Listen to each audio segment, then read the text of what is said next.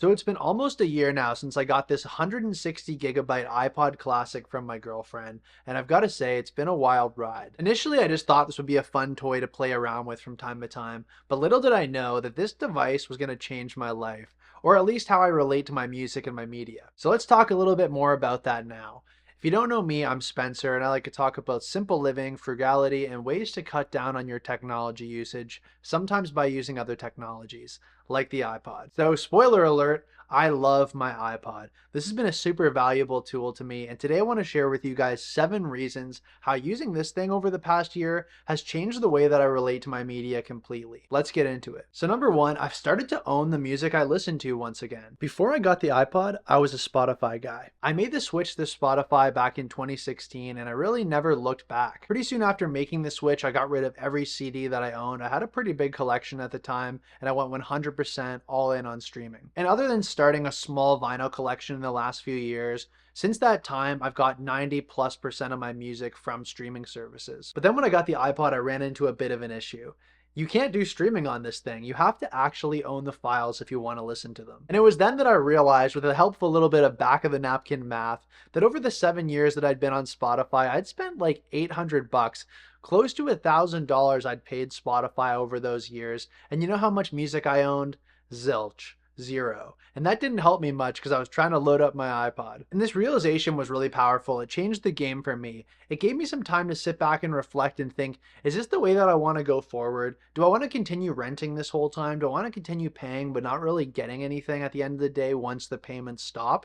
Or do I want to be a little bit more intentional, put my money where my mouth is, and start to own a music catalog? So what I decided was, after 7 years, I was going to cancel Spotify, and I decided to start building a small music catalog of my own. Pretty soon I started to find websites like HD Tracks and Kobuz where you're able to buy a high quality DRM free digital music, and I was starting to build out a small catalog of music that I actually cared about. So the second way that using my iPod instead of something like a streaming service really changed how I listen to music is it forced me to get real about what music I actually listen to. You see, with Spotify and other streaming services, we see that monthly payment as a pretty good deal because we have access to a giant catalog of music, more than we'd ever be able to afford on our own. However, we have to be realistic. This is also a lot more music than we're ever going to listen to. I think with music over TV shows or movies, we're very likely to find a few artists that we really enjoy and then revisit their work regularly. In my case, I found that I was listening to a playlist that I had made on Spotify with 100-something songs on it, and that was pretty much the extent of my Spotify usage. Like, here and there, I would listen to a new track from an artist that I liked if they put something out, but pretty much I was returning to that playlist for most of my music listening. So when I stopped using Spotify and started listening to music on my iPod, I couldn't just afford to buy thousands of songs on a whim. I needed to actually get real and be a little bit more intentional about what music I actually valued and wanted to own. And when I thought about it, I figured that if I had just the tracks that were on that 100-something song playlist, then I would have probably 80 to 90% of my music listening habits completely covered just by having that playlist. So I knew once I secured that base, I really didn't have much to worry about. So moving on to the third reason how having this iPod has just changed my music habits and the way that I relate to media in general is I spend a lot less money on music now. You probably think that renting is a lot cheaper than buying, and if you were to replace Spotify in your life, it would require you to purchase a lot of music. And originally I kind of assumed the same thing, but after almost a year of doing it this new way, and I guess by new way, I mean the old way of doing things, I found that to not really be the case. You know, in minimalism, the term is thrown around, a just-in-case item.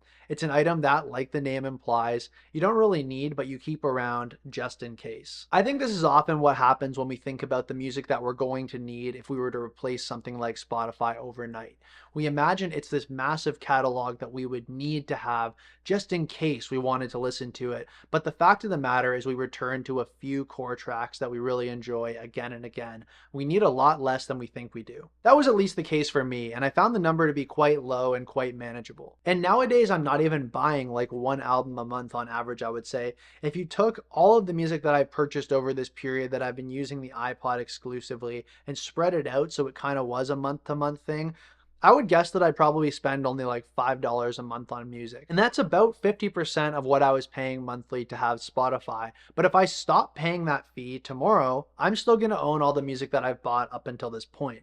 So that's pretty good. So keeping with the theme of intentionality, the fourth thing that has changed since I've been using my iPod exclusively for this past year is I find myself listening to whole albums all the way through once again. Now, this was something that I always did when I used to buy CDs when I was younger, but as I moved to streaming services, I found myself more and more moving away from that and just listening to singles. And I guess that's just because the sheer amount of media that's available on these streaming services, there's not as much incentive for you to just dig into what you have. You could listen to anything, so you don't really end up sticking with something for very long. And I guess that's also why so many artists don't even release full albums anymore. They just do tons of drops of singles or just release small EPs. But when I buy my own album, I only have a finite amount of music. So I have a lot more incentive to dig into those albums and actually find out what's hiding in the nooks and crannies of that thing, not just listen to the singles and get out of there. And pun intended, that rocks. I love being able to dig into those albums, go deeper and find those deep cuts, so to say. It's a lot of fun, and I always end up finding something that I like, even maybe more than the single. Moving on to the fifth thing that's changed since I've started using the iPod full time is I find that I care a little bit more about sound quality. It's not to say that I didn't care about sound quality before, it was just not really a consideration whatsoever, but now I pay a little bit more attention to it. Now, the iPod isn't the most high fidelity music player out there. No, it's not. But this thing can hang. It can play Apple's lossless codec, which is very high quality, but usually I just opt for really high quality MP3s. Back when I was predominantly streaming, I was just using my iPhone and a pair of AirPods, and I wasn't really thinking more about it. But because the iPod doesn't have Bluetooth, I was back to using wired headphones. Recently, I switched to using a pair of IEMs, which stands for in-ear monitors. It's basically super high quality sounding earbuds. And if you're using an iPod and wired headphones on the go, this is the option that you should choose, I think. This is the best way to go. Now, the sixth thing I want to note since I've been using the iPod for the last year, something that I've really appreciated about using iPod only instead of streaming,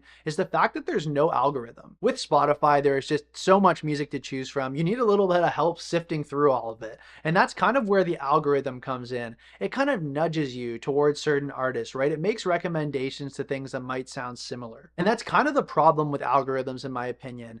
You know, Spotify wants you to keep using the app, so it wants to keep you enticed with the music you're hearing. It's constantly giving you stuff that it thinks you're going to like, aka more of the same. In my opinion, algorithms are kind of like an echo chamber. They're just telling you what you want to hear, and they're pushing you deeper and deeper into what you already know. Using an algorithm is much less of a chance that you're going to stumble into uncharted territory and really challenge your tastes in any way. And without Spotify and its algorithm curating my music catalog for me, I have to do a lot of that work on my own and go find those new artists for myself. I actually made a whole other video where I talked about how I left Spotify and some of the ways that I found new music otherwise. I'll link that one above up here somewhere if you're interested in checking that one out. But I look at social media accounts that make recommendations based on genre. I read subreddits based on subgenres. I also read music blogs and other publications. And I'll even find recommendations sometimes from reading an artist's history and influences on Wikipedia. So wrapping up, the seventh thing, and likely the most important thing that I've noticed since switching to the iPod over the past year, is that I find myself getting so much less distracted when I'm out with my iPod. And for that, I have to thank the iPod's lack of connectivity.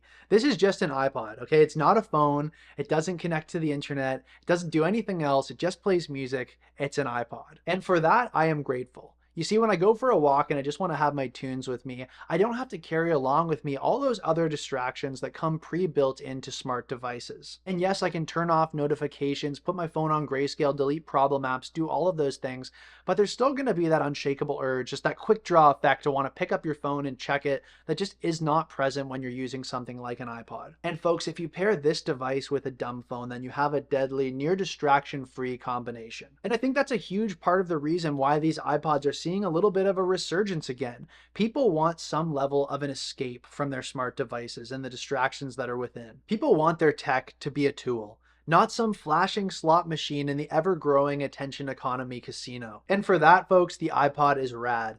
I can use the iPod, have a great experience, and come away from it feeling great as well. And I think it's so telling that people are so worried about screen time, monitoring their screen time. I don't need a screen time with this iPod because it's not an addicting device. It's just a tool.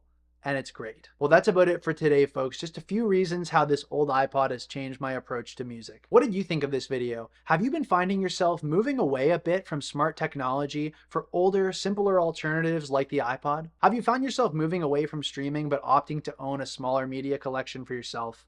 Let me know in the comments. I'd love to hear from you. Thanks very much for watching, and I'll see you in the next video.